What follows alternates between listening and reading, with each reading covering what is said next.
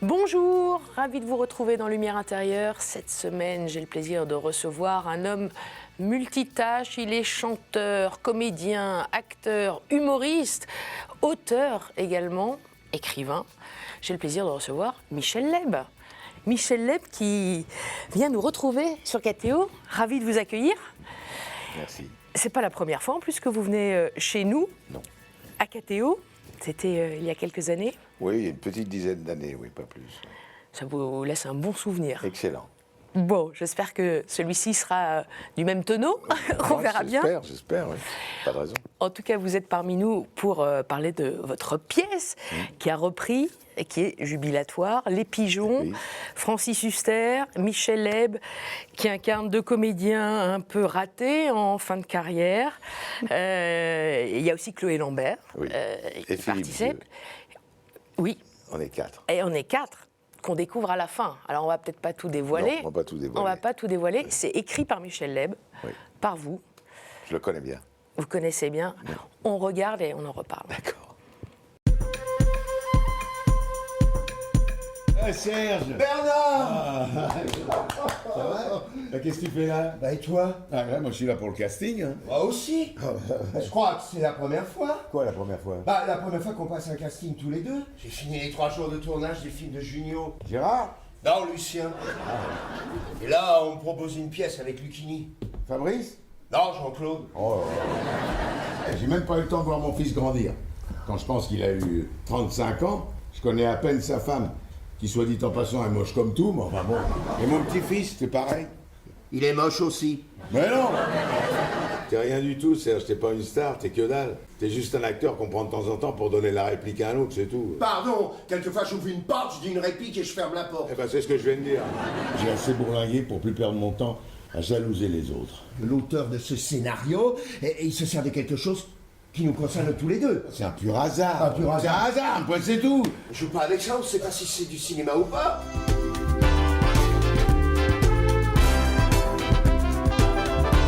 Alors, le pitch, comme on dit, est assez précis, c'est bien ça. Deux comédiens un peu ratés, Bernard et Serge, et qui se termine sous forme de mise en abîme pour cette fin. Un peu, c'est-à-dire qu'effectivement, deux acteurs qui n'ont pas tout à fait réussi se retrouvent au même moment, le même jour, à la même heure, sur le même casting.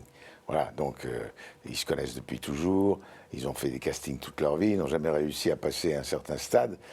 Et là, au cours de cette rencontre tout à fait par hasard, sur le même film, ça donne lieu à donc un échange à la fois amical, à la fois un petit peu concurrentiel, parce qu'ils ont beau se connaître, ils sont quand même Un peu aigris. Ils sont un peu aigris, c'est ça. Ils n'ont pas réussi tout ce qu'ils voulaient réussir, et donc il y a une espèce d'aigreur, de petite nostalgie aussi du passé, du temps qui passe, il y a tout ça. Mais en fait, ils sont pigeonnés. C'est pour ça que ça s'appelle Les Pigeons. Ils sont pigeonnés. Ils sont dans une situation complètement surréaliste. Et petit à petit, au cours de la pièce, on va se rendre compte qu'ils ont été les victimes d'un énorme pigeonnage. Ça, c'est à découvrir. On ne va pas en dire plus. C'est difficile d'en dire plus. C'est difficile d'en dire plus. Il y a un peu une pièce dans la pièce, d'où cette mise en abîme Ouais, d'une certaine ouais, façon, ouais, qui est ça. très surprenante et très sympa. Ça surprend le spectateur. Il y a des rebondissements, quoi. Et il y a des rebondissements constamment, on ne s'ennuie pas une seule seconde. Il y a un peu de vécu lorsque vous écriviez cette pièce. Vous l'avez écrite quand? J'ai écrit pendant le confinement, le premier confinement. Et c'était l'occasion d'écrire, parce que quand on bosse oui. beaucoup, quand on est en tournée, ou qu'on est tous les soirs en scène, on a un peu de mal à prendre son temps pour écrire, on est un peu fatigué. Tandis que là, pendant 7 ou 8 mois, Tranquille. on était tranquille, donc je me suis régalé à écrire la pièce. Et vous êtes inspiré de qui? De Ça m'est venu, vous, c'est de une- vos propres expériences? Non, ou pas non, du non. tout? C'est une idée qui me trottait dans la tête depuis Ouais. longtemps, et je me suis dit, bon voilà, c'est l'occasion ou jamais de l'écrire. C'était quelque chose qui me touchait, parce que je suis toujours très touché par les gens qui veulent y arriver, quoi, et qui, pour des raisons X, Y, professionnelles, ou de santé, ou de niveau, peu importe, n'y arrivent pas. Et c'est toujours touchant, parce que ils veulent faire ce métier, ou ils veulent accéder à un certain stade, dans tous les domaines d'ailleurs, hein, pas seulement au théâtre. Et c'est toujours touchant de voir des gens qui s'accrochent, Donc vous pensiez à certaines personnes en écrivant? Non, j'avais pas, non, franchement, Non très honnêtement, non. Non, c'est un monde, c'est un univers des gens qui. Et même dont vos on connaît propres le nom. questionnements en tant qu'artiste, c'est vrai qu'on se remet tout le temps en question. Oui. Donc il y a ce questionnement qui transparaît aussi dans la pièce. Oui, voilà, c'est-à-dire quelqu'un qui. Cette fragilité de la carrière. La carrière est fragile de toute façon, quoi qu'il arrive. Alors quand on a une bonne dose d'années derrière soi, on peut se dire, bon voilà, on a fait le boulot, tout va bien.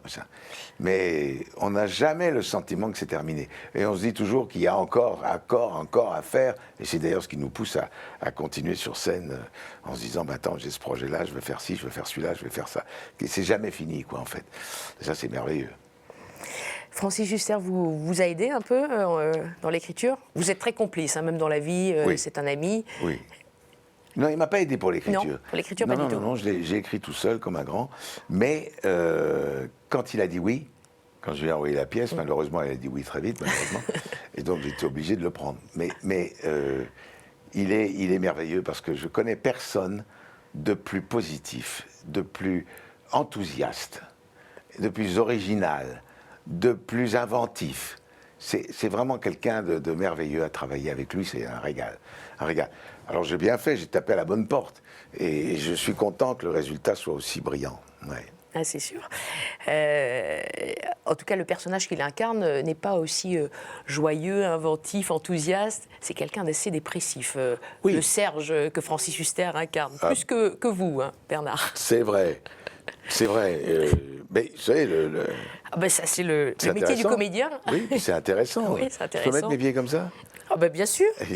Sentez-vous comme chez vous, à l'aise? Vous êtes souvent comme ça chez vous? Oui, j'adore Bon, ça. bah voilà. Ça détend. C'est très bien. Qu'est-ce que je voulais vous Oui, dire? on parlait de Francis Huster dans Oui, son rôle un on parle peu trop de lui, mais enfin, dépressif. qu'est-ce que vous voulez, on parle trop de lui, mais c'est pas grave. Il est l'inverse dans la vie du rôle qu'il joue. Et ça, c'est formidable. C'est parce que c'est tout l'intérêt d'ailleurs du comédien, d'être, si possible, hors de lui et donner autre chose que sa personnalité. Ou alors il va vers lui. Et finalement, la personnalité et l'acteur se joignent. D'ailleurs, c'est un peu le sujet de la pièce, entre les personnages et acteurs. Quelle est la différence qu'il y a entre les personnages et les acteurs? C'est un peu le fond. Un rôle de composition pour Francis Huster. Pour vous aussi? Bon, ouais, enfin, Bah oui. vous savez, jouer à la comédie, c'est un truc qu'on fait toute la vie, tout le temps. Donc, voilà. Tous ces acteurs de nos vies. Toujours. C'est ce que raconte la pièce aussi. Alors, ce qui est très drôle lors de la représentation que j'ai vue, vous introduisez des éléments, c'est le cas de le dire, d'actualité. Oui, enfin bon. Ça arrive, ça, à chaque représentation? Non, mais ça En l'occurrence, arrive, vous oui. aviez parlé de punaises. Oui, Faites attention. oui. Ça arrive ou c'était... Non, mais là, c'est récent, parce que les punaises, Oui, tout le monde c'est ne récent. parle que de ça. Donc, c'est tout à fait récent. L'autre soir, vous étiez peut-être ça, ce soir-là. Oui, j'étais là ce soir-là, c'est pour Ah, ça ben que je l'ai voilà. entendu. Je l'ai fait Et puis, il y qu'une a eu, fois. c'est ça qui est aussi très sympa quand on est dans le public, c'est de voir cette surprise aussi, puisque Francis Huster, je sentais, ne savait pas s'y que vous attendait alliez pas. dire ça à ce moment, il s'y attendait pas.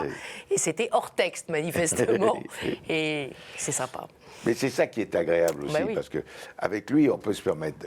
Il y a des acteurs qui refusent totalement l'improvisation, mais avec lui, il adore ça. Donc, comme moi, je suis assez client de ça aussi, Oui. voilà, ça donne quelquefois des moments un peu piquants comme ça. Et ça arrive souvent que vous improvisez comme ça, en rajoutant des Ça petites... arrive, Bah, c'est oui. votre texte, hein, donc Oui, vous ça pouvez- arrive. Alors, ça ne me gêne pas, parce que c'est mon texte, je ne suis pas du tout Voilà. ennuyé pour ça. Mais au contraire, et je vous dis, comme il est client, ça roule, quoi. Ça roule, c'est sympa. Et lui aussi, parfois, il fait des improvisations un peu Ah en oui, marge du texte. quelquefois. Oui. Quelquefois, le grand Francis Huster de la comédie Oui. française se permet des libertés avec le texte. Mais comme c'est tout à fait gentil et sympa, ça ne me dérange pas une seconde. Ça ne vous surprend pas trop. Non, non. Exemple? Oh, c'est difficile. ça, vous savez pas Par trop. exemple, quand il me demande... Bon, quelquefois, je lui dis, à un moment donné, je lui dis, vous savez, bon, tu sais, bon, j'ai un casting, là, dans une demi-heure, il faudrait que j'y sois. Et il me dit, c'est quoi comme que je lui dis, c'est du doublage. Ah, du doublage. Et qu'est-ce que tu fais comme doublage? Oui, je lui dis, c'est pour le dernier Disney. Ah bon, le dernier Disney? Et qu'est-ce que tu fais? Je lui dis, je fais la voix d'un escargot. Ah oui. Ah, la voix d'un escargot, mais c'est incroyable ça. Et comment ça se passe? Je lui dis, mais c'est foutu parce que de toute façon, c'est très court, il se fait écraser dès le se début. Ah bon, alors bon, ça fait ça. Et il me dit, tu faisais la voix de l'escargot? Je dis, oui. Comment tu fais la voix de l'escargot? Ah, ça, c'est pas du tout prévu. Ah, c'était pas prévu, parce que là, je l'ai entendu aussi. Oui, hein, mais après, bah, maintenant, vous l'avez. C'est récent, hein, ça fait 2-3 jours qu'il me dit, fais voir comment c'est. Ah oui, oui, Alors, parce bon, que j'y je l'ai vais, entendu. quoi. Alors, je suis obligé de Très, faire très drôle. la voix de l'escargot. Ah, ben oui. Vous imaginez ce que c'est? Est-ce que vous pouvez nous refaire la voix de l'escargot juste pour les téléspectateurs de KTO? Non, c'est-à-dire qu'à un moment donné, l'escargot. En petit teaser pour le. Voilà, pour la l'escargot pièce. qui s'appelle Rapido parle à Flash, C'est son ça. petit frère. Alors. Flash, il s'appelle dans le dessin animé. Ah, mais oui, du oui, film. bien sûr. Et il lui dit attention, Flash, traverse. Ah, trop tard. C'est terrible. Oui, c'est terrible. C'est drôle. Oui, bon, c'est enfin, drôle. c'est Vous dans avez le vraiment film. une plume comique aussi. Hein. Ah ben moi, je n'aime Ah, que c'est- ça. Maintenant, la pièce, je pense, un petit fond de vérité sur le rôle des acteurs et le rôle des personnages, le rapport qu'il y a entre les personnages et l'acteur. D'ailleurs, à un moment donné, la pièce se oui, termine eh oui. sur une question. Voilà. Bon, je vous laisse. On ne va pas reposer la question. on Il peut, faut que vous y alliez. Les pigeons, peut-être des nouveautés en ce moment à Paris. raison. Cette fin, quand même, on revient sur cette fin dont on ne veut pas parler, mais quand même, on l'effleure. Est-ce que vous-même, vous aviez du mal à trouver ce mot de la fin? Oui. Parce que vous voyez Bien ce que je sûr. veux dire, Oui, c'est- les gens le constateront. Mais oui, c'est pas évident. C'est pas évident de finir. Mais en même temps, c'est curieux parce que quand vous vous mettez à écrire, vous êtes pris dans une machine avec des personnages que vous avez créés qui, quelquefois, vous surprennent. Vous les emmenez quelque part et tout d'un coup, ces personnages réagissent à leur façon. Et j'en suis le premier surpris. Je dis, oui, c'est marrant, il va faire comme ça. Et peut-être qu'il va agir comme ça. Et puis, ce serait bien s'il faisait ça. Et quelquefois, il fait ça, et puis je lui dis, non, on ne va pas faire ça, on va faire autre chose. Alors, le personnage, peut-être que, bon, il réagit à sa manière, mais souvent, il m'emmène ailleurs. Il me dit, attends, j'aimerais bien qu'on aille dans ce coin-là, parce que je trouve que ce coin-là est beaucoup plus joli que celui-là. Bon, alors j'y vais, je le suis. Souvent, les personnages vous emmènent. Et c'est eux qui écrivent l'histoire. Et alors ça, c'est très agréable parce que c'est moins fatigant pour moi. Moi, j'ai quelquefois, la nuit, je me réveille, les personnages me parlent. Je dis, ça y est, bon, alors je prends un petit papier, puis je note 2-3 trucs. Et le lendemain, je développe. Mais c'est vraiment très important que les personnages interviennent parce que on n'est pas seul. On est avec 4, 5, 6 personnages qui sont avec vous tous les soirs. Voilà, même Oui, si c'est on est intéressant. avec... Et ce sont ces personnages qui vous ont soufflé un peu la Oui, fin, oui. comme C'est ça eux se qui- passe sur scène. Eh bien, c'est eux qui vous disent, alors, on est obligé de dire ça. C'est une question d'ailleurs. C'est une question. Le rapport entre les personnages et les acteurs, c'est fondamental. C'était une obsession chez moi, ça.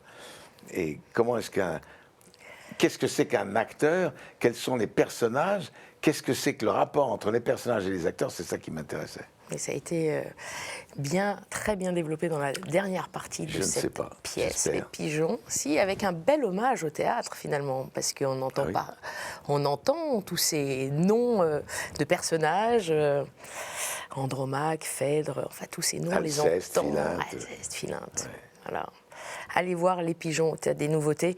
Une autre actualité en ce moment, Michel Leb, avant qu'on passe à la deuxième partie de l'émission. Je fais beaucoup de choses différentes. Moi, oui, je c'est chante, je Oui. fais du jazz, etc. Voilà, bon, on Donc, va en parler ma pour passion, cette c'est deuxième partie d'émission. En m'appuyant sur un ouvrage que vous avez écrit il y a quelques années, je crois en 2017, Le dictionnaire de ma vie, avec beaucoup de mots.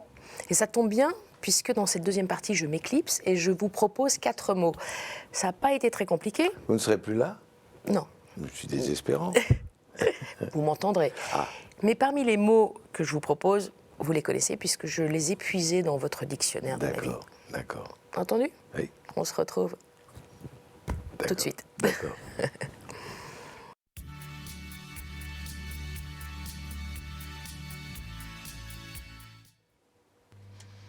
Michel Leb, est-ce que vous êtes bien? Vous avez plus vos pieds tendus devant vous? Mais je vais les retendre si c'est ça. voilà. Il suffit de demander. Hein. Je vous propose le premier mot qui apparaît dans votre dictionnaire. Le voici. Le mot divorce. Mhm. Le mot divorce. Michel-Édouard Nicolas Leb. Oui, Michel, Édouard, Nicolas. Oui, oui. Le mot divorce, évidemment, ça marque un enfant, un divorce. Aujourd'hui, ça semblerait plus facile, plus naturel, plus courant, plus commun. Mais à l'époque, c'est-à-dire il y a plein d'années, c'était pas simple des parents qui divorcent. Et il y avait donc une ambiance assez violente à la maison, quoi. Alors rappelons, vous êtes né en Allemagne, Ouais. à Cologne. Votre père est d'origine allemande, Claude Leb, ingénieur en métallurgie, c'est ça. Et votre maman, Mafalda Forno, dite Mamina, était mannequin. Italienne. Voilà. Et vous avez une sœur cadette qui s'appelle Réjeanne. Voilà. Qui est absolument merveilleuse. Vos deux parents, donc, d'origine différente, divorcent. Vous aviez quel âge? Je dois avoir 9 ans et demi. 9 ans, 10 ans. Ouais. C'est pas la meilleure période de ma vie, hein, parce que on se retrouve tout d'un coup en pension, parce que mes parents ne voulaient pas qu'on soit au cœur du chaos, quoi.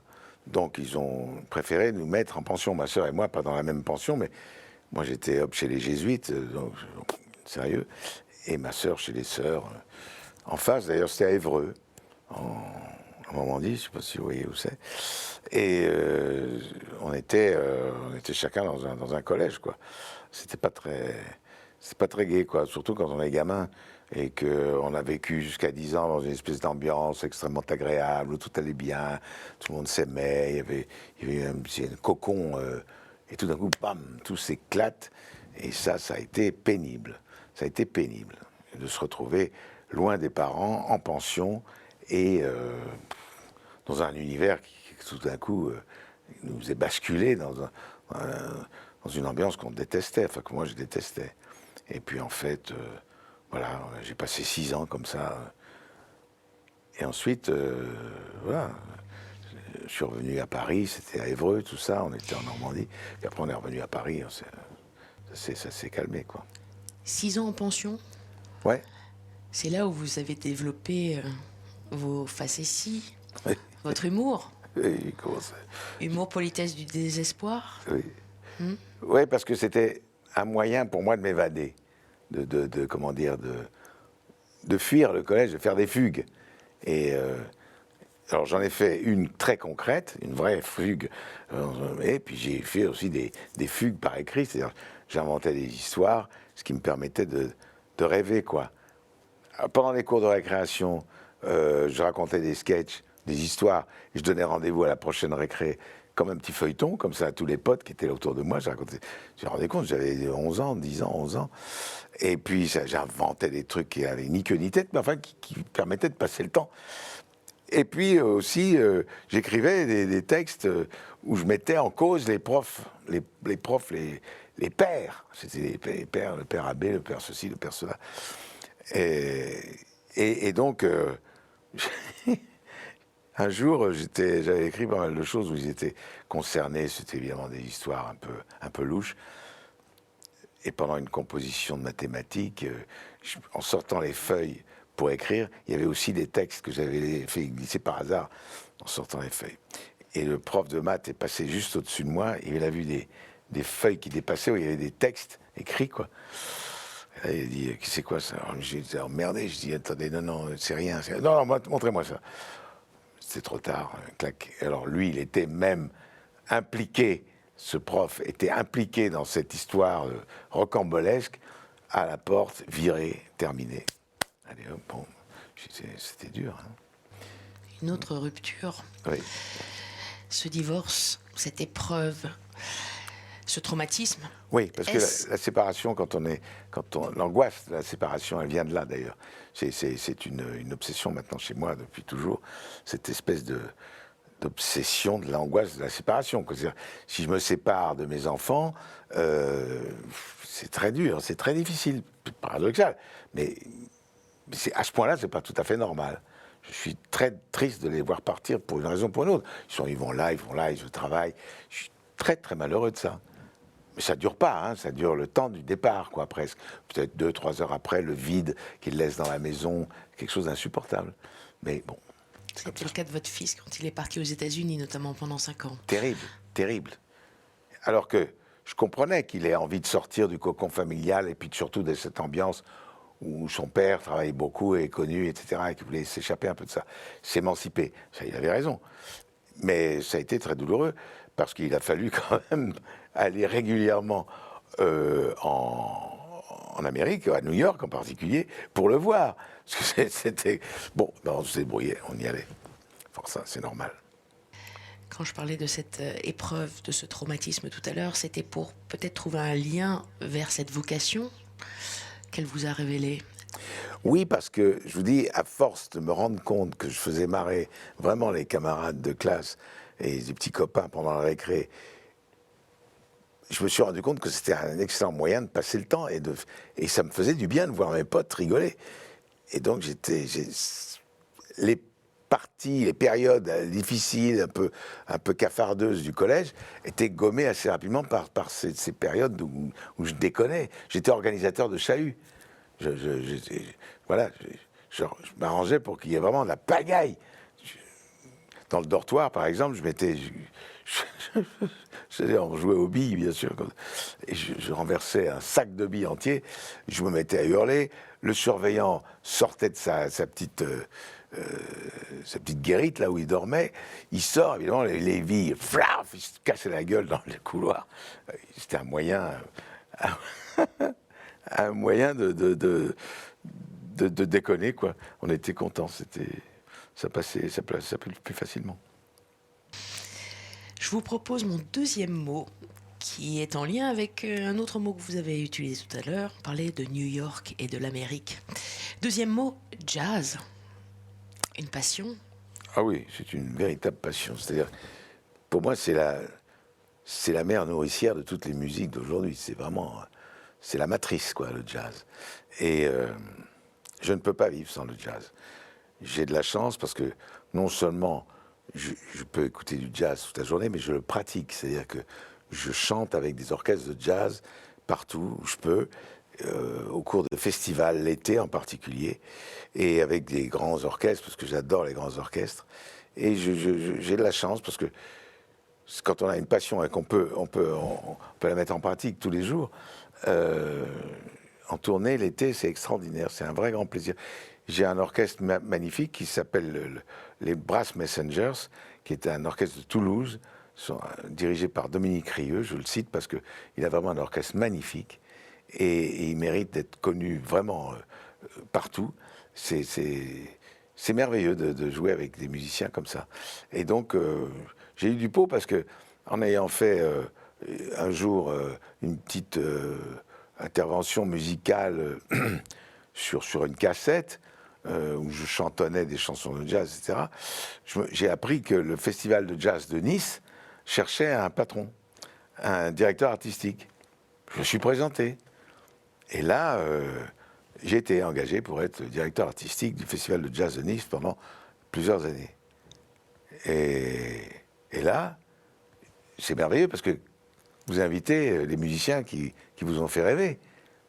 J'ai invité tous les orchestres du monde et tous les grands musiciens de jazz que j'adorais, Ray Charles, James Brown, je sais pas, enfin, Phil Collins.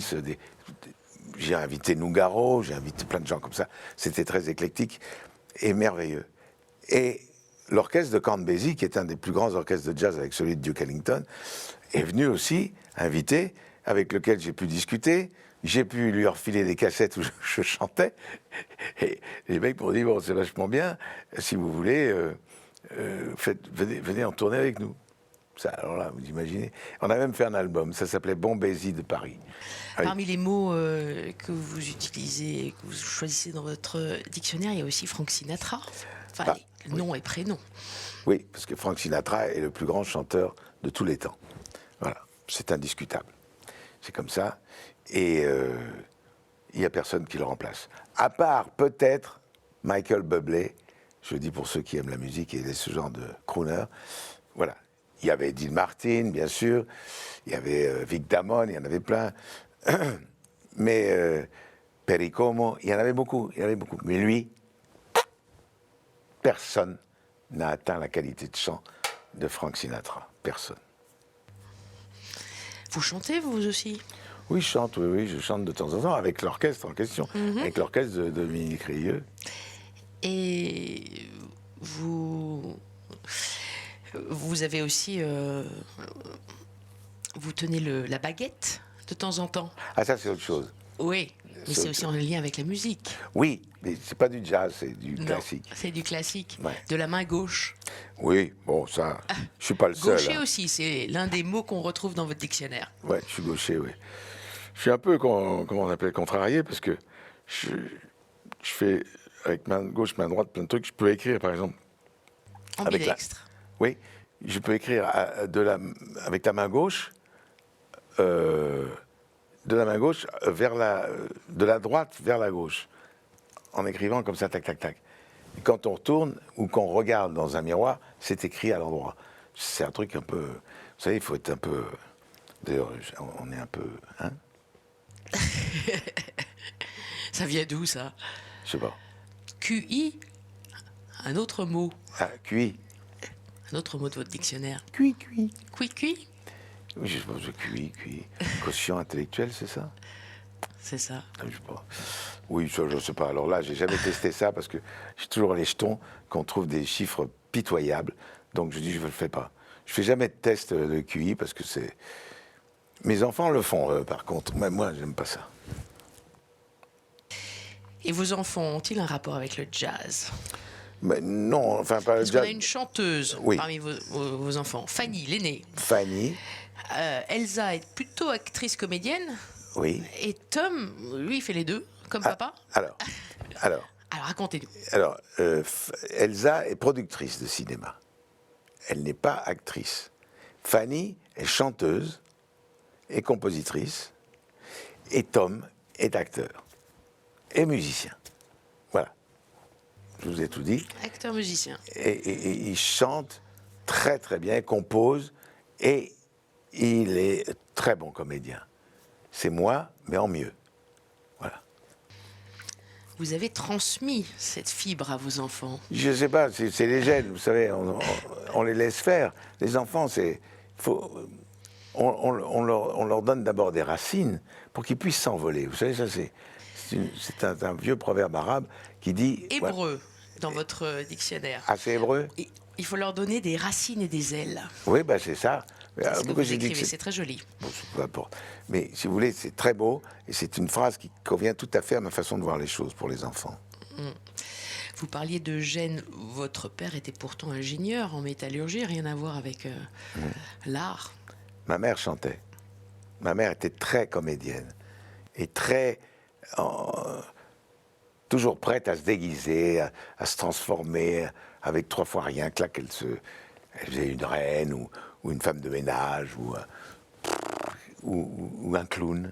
Elle était extrêmement... elle se déguisait naturellement tous les Noëls en Père Noël. C'était extrêmement drôle, ça, parce que elle quand on était gamin, enfin, quand mes enfants étaient gamins, elle arrivait du fond du jardin en Père Noël, le soir de Noël. Et elle adorait ça.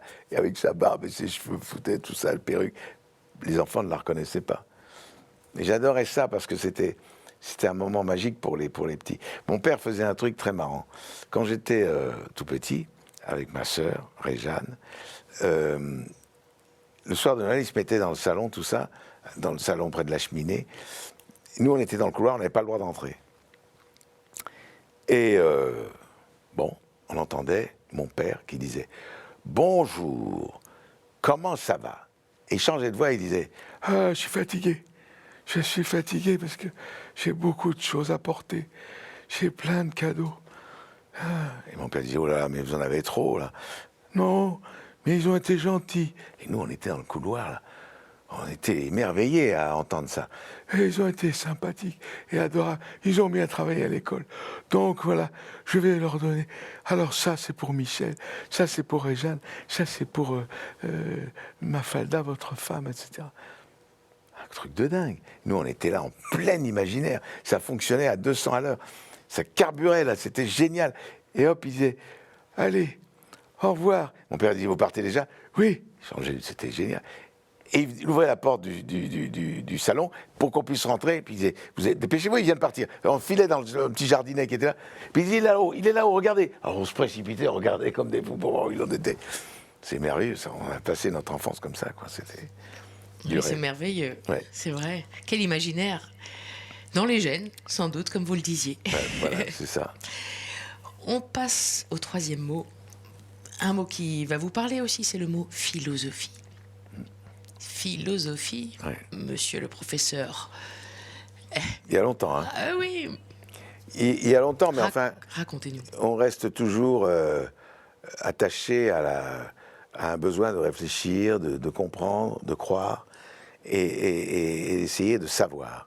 Alors, c'est très bien d'avoir fait, je sais pas combien, je suis agrégatif de philosophie, j'ai passé la grecque, mais malheureusement je ne l'ai pas réussi parce que je foutais rien, il faut travailler énormément.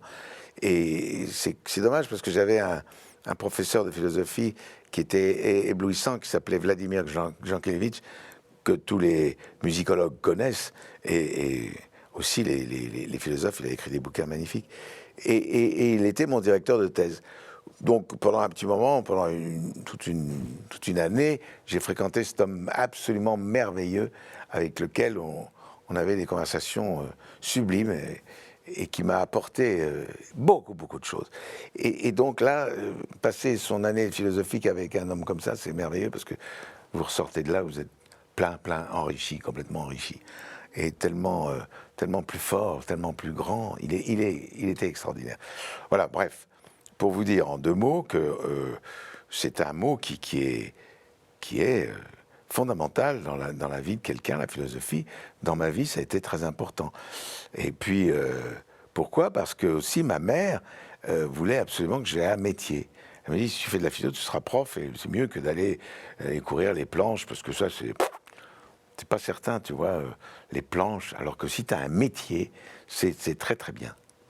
Bon, je lui dis, écoute maman, je vais faire un peu de philo, d'accord. Je fais de la philo, ça m'a fait vraiment du bien, beaucoup de bien, et ça m'a permis d'enseigner pendant une petite saison, et dans un cours privé comme ça.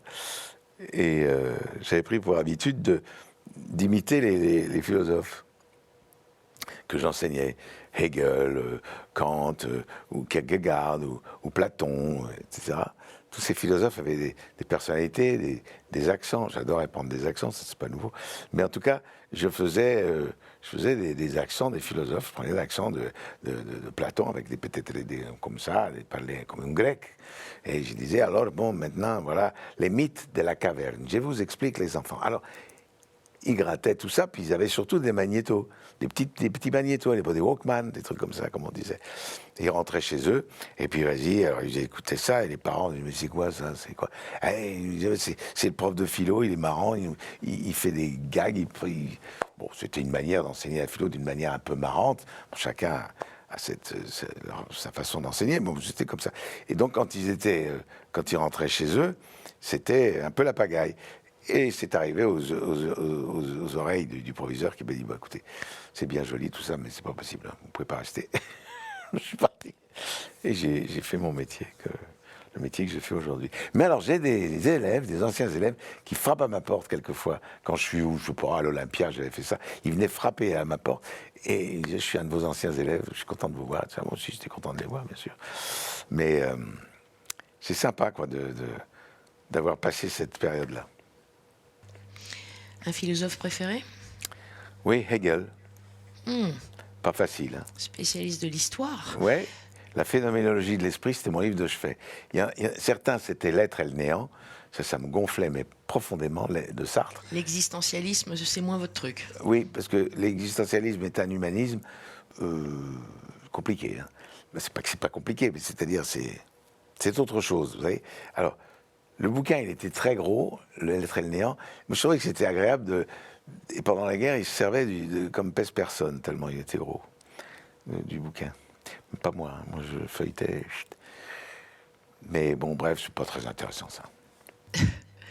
Vous lisez toujours des philosophes? Mais de temps en temps, oui, là en ce moment, je relis Camus, les carnets de Camus. C'est formidable. C'est des réflexions sur le temps, la vie, l'amour, la mort. C'est beau, c'est simple. puis j'aime beaucoup Jean d'Ormesson. Jean d'Ormesson, à une époque, quand j'étais en philo, j'aimais pas du tout Jean d'Ormesson. Je disais, ah, cette philosophie, c'est sucré, c'est... Je sais pas, j'aimais pas. Maintenant, avec le temps... Avec le temps, Et tout s'en va. tout s'en va. Oui. On va passer au mot de la fin, c'est le cas de le dire, vous verrez. Ouais, j'ai fini. Oui, ça passe vite. C'est horrible. Il paraît que vous avez sauvé une église. Oui. Un jour, je suis à Paris, comme ça, j'ai un copain qui m'appelle. Je vais remonter un peu plus loin. Un jour, je suis à Paris, je suis dans ma voiture, voilà. Et je vais à l'Olympia. Et j'entends sur Europe 1, une radio que vous connaissez bien, j'entends Michel Leb expose Galerie Félix Vercel à Paris, quelques œuvres, etc. Michel Leb, j'expose rien du tout, moi. Je fais demi-tour et j'arrive dans cette galerie, avenue Matignon, et je voyais un petit passe-fesse, il y a des gens, puis il y a des tableaux partout. Je vois Michel Loeb, L-O-E-B. Je dis, ah, c'est une erreur, mais enfin, ça fait rien, je suis là, je vais rencontrer ce peintre. Et on me dit, c'est ce monsieur là-bas. Un homme formidablement beau, sympathique, souriant. Et je viens le voir, je lui dis, bonjour monsieur, je viens voir ce que je peins. Ah, il me dit, eh ben c'est tout ça, voilà. Vous êtes Michel Leb? Je dis, oui. Et vous êtes Michel Leb? Oui. Eh ben voilà, c'est parfait. Ça fait 40 ans. Et on est restés les meilleurs amis du monde. Et je ne sais pas pourquoi je vous parle de ça, parce que... C'était quoi votre question? Je ne sais plus. Ah, pourquoi Sur la cette chapelle? église. L'église. Et opède, puisque ça aussi, c'est un des mots de votre dictionnaire. Voilà. Alors, il quitte Paris un an, il quitte Paris, il s'en va, et il m'appelle. Il me dit, écoute, je suis en Provence maintenant, à Opède-le-Vieux, et on a besoin de tes services éventuellement, est-ce que tu pourrais venir jeter un coup d'œil? Bon, je prends le train, j'arrive à Opède, et là, il me dit, tu vois, cette chapelle là-haut, elle est en ruine, il faut la restaurer. Je dis, bah oui, bon, je ne vais pas la restaurer, moi. Et il me dit, mais est-ce que tu peux faire? Je dis, bah, ce que je peux faire, c'est faire un spectacle, éventuellement, voilà. On fait un spectacle, et la recette va servir à la restauration d'une partie infinitésimale de cette sublime chapelle du 12e qui domine sur un piton, qui domine toute la vallée.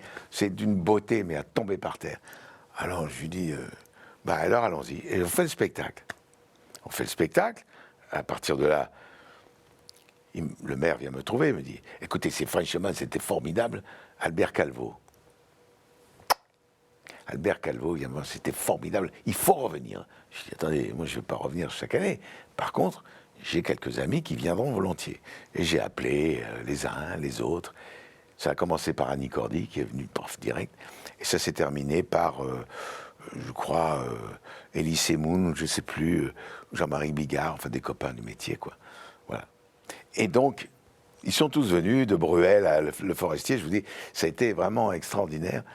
Et pendant 25 ans, on a restauré cette chapelle. Et maintenant, elle est magnifique. La collégiale Notre-Dame d'Alidon. Qui veut dire Notre-Dame des douleurs. Notre-Dame des douleurs. C'est Transition peut-être toute trouvée ou pas. Ah, c'est pas... Pour ce mot de la fin, F-I-N, quatrième et dernier mot, qui figure aussi dans votre dictionnaire. Le mot fin? Oui. Et pas à la fin. À la lettre F. Oui, bon, pourquoi? Ben non. Pourquoi? Mais non, le mot fin, oui, c'est... Alors, c'est un peu paradoxal ce que je veux dire, mais heureusement qu'il y a une fin. Imaginez qu'il n'y ait pas de fin. Imaginez qu'il n'y ait pas de terme à la vie. Qu'il n'y ait pas de fin à la vie. Et ce serait dramatique. Tout prend son sens précisément parce que ça finira un jour. C'est très important, ça, d'être conscient de ça. Et puis alors, il y a une phrase d'Épicure que je garde toujours en tête. J'espère que je vais bien la dire, parce que quelquefois je me plante. Mais ainsi donc, les mots les plus pénibles pour nous ne sont rien. Car lorsque nous vivons, la mort n'est pas. Et lorsqu'elle est là, nous ne sommes plus. Donc, la mort n'est rien en soi. Alors, ce n'est pas agréable d'imaginer que, bien sûr, il y aura une fin, mais heureusement. Alors maintenant, la question de savoir c'est est-ce qu'il y a quelque chose après. Il y a cette histoire que j'aime beaucoup, deux vieux messieurs qui se parlent et le premier dit est-ce que tu crois qu'il y a quelque chose après la mort?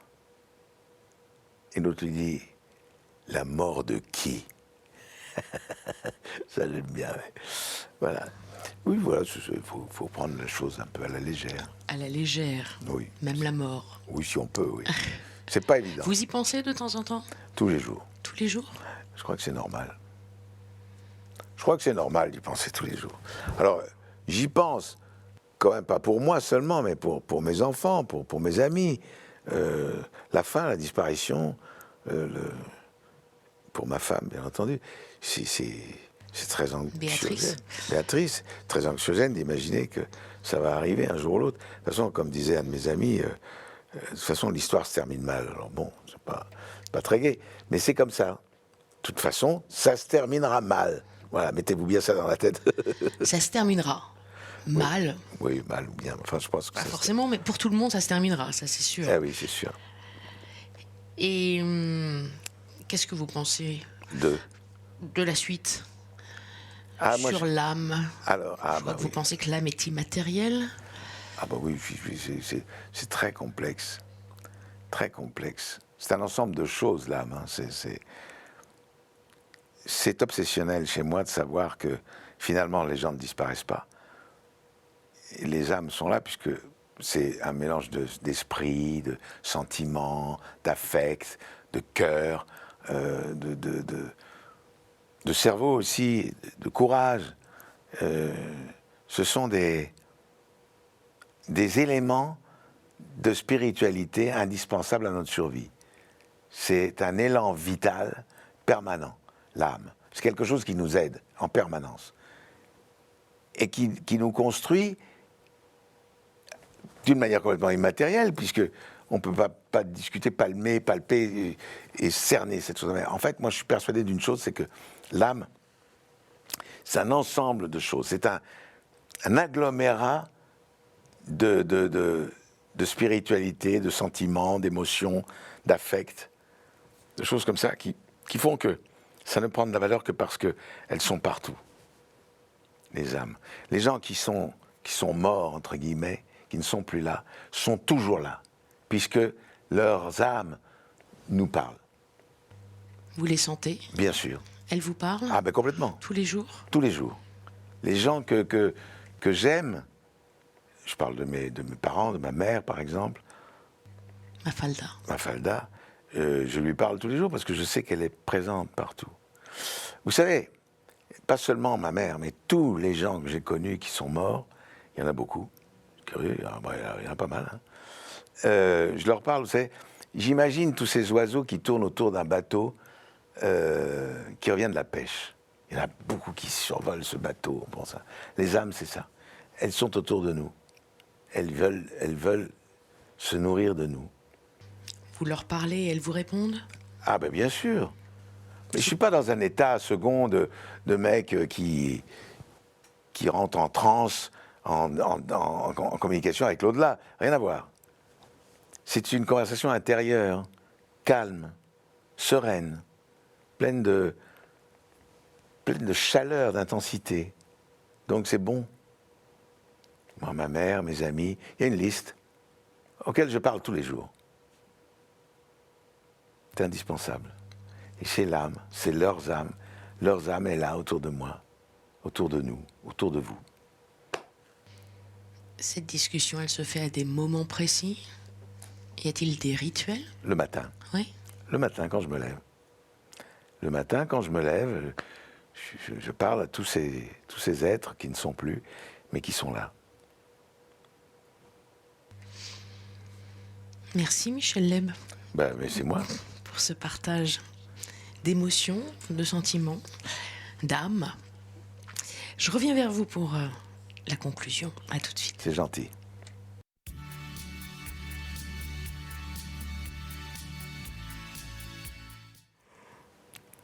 Je suis de nouveau en face de vous, Michel Leb.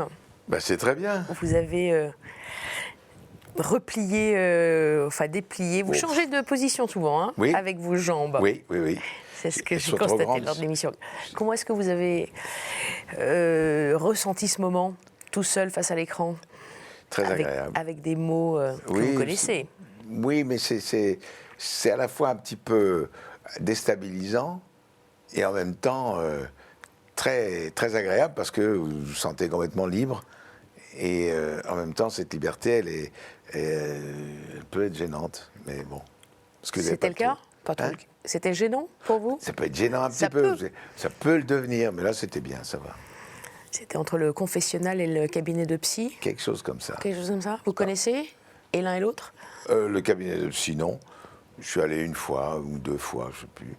Et le confessionnal, oui, quand j'étais gamin, forcément, j'allais me confesser. Mais c'est vrai que c'est un petit peu ce côté-là, oui. Un petit peu ce côté-là. Vous retournez souvent à l'église? Je vais dans les églises partout. J'adore aller dans les églises, j'adore ça, les églises. Elles sont belles en général, il y a toujours quelque chose de beau, d'émouvant, de serein. On est hors du temps. Il y a un mot qui n'était pas dans votre dictionnaire, si je ne m'abuse, et que vous aimez beaucoup, m'a-t-on dit, le mot harmonie. Oui. C'est votre mot préféré? Oui, fait partie des mots importants. Je ne peux pas travailler dans la discorde et je ne peux pas travailler dans le conflit. Je ne peux pas. C'est pas possible. Si je sens que ça vire à l'affrontement, quel qu'il soit, à un niveau comme c'est, je pars. Je quitte la scène, je quitte l'espace, je sors de la pièce. Je ne peux pas. Je n'aime que l'harmonie. Alors en musique, Voilà, bien c'est le sûr, musicien qui parle aussi. le mélomane plus que musicien, parce que malheureusement, Mélomane. j'étais tellement flemmard. Je vous le dis, flemmard. Je voulais Pour pas. tout, j'ai l'impression. Ah oui, pour tout. Vous avez un talent inné. C'est Eh emmerdant oui, parce que Ça rend paresseux. ça rend paresseux, bien sûr. Je sais pas pourquoi ça passe pas cette histoire-là. Je peux pas avoir des contraintes. Je déteste ça. Alors, le piano, ma mère disait, parce que je passais des heures au piano. Je faisais n'importe quoi pendant des heures. L'improvisation aussi, beaucoup. Oui, Et mais du jazz, du coup. oui, mais quand j'avais 8 ans, 7 ans, je faisais pas du jazz, je faisais bim bam, moi je tapais tout le temps. Alors moi, ma mère m'a dit, on va prendre des cours maintenant, parce que tu joues tout le temps. Il est venu, il est resté 3 fois, et après il s'est barré, parce qu'il a dit, c'est pas possible, il est insupportable. Je supportais pas qu'il me dise, faites comme ci, faites comme ça. Je fais ce que je veux, j'ai envie d'improviser. D'ailleurs, c'est ça le jazz. Hein. C'est ça le jazz. Et c'est ça Michel Leb aussi. Vous faites ce que vous voulez un peu. Oui. Hein, vous avez toujours fait ce que vous vouliez. Toujours. Et j'ai eu de la chance. Et ça a marché. Attendez, c'est grâce à ma femme. Je dis, c'est Béatrice. Merci Béatrice. Béatrice, si elle n'est pas là, je ne suis pas là. Si elle n'est pas dans ma vie, je ne suis pas là où je suis. Quelle belle déclaration d'amour. Ah, mais c'est l'évidence. Je ne discute pas là-dessus, et quand on dit, ah ouais, mais non, c'est comme ça. Elle est ma vie, elle est ma force, elle est mon cap, elle est mon but, elle est mon départ, elle est tout ce que vous voulez. Voilà. Je crois qu'on va terminer là-dessus. C'est très émouvant. Déjà? Et oui, déjà. C'est court. Bon, Béatrice, vous avez beaucoup de chance. C'est à du pot, toi. Ah oui. Merci infiniment, Michel Leb. Pour ceux qui nous écoutent et qui nous regardent, allez voir Michel Leb et Francis Huster au théâtre en ce moment. Il y a des nouveautés. Les pigeons, vous n'allez pas vous faire pigeonner, si, un petit peu. Allez, sinon, pour revoir cette émission, vous connaissez l'adresse ktotv.com. À très vite. 1970.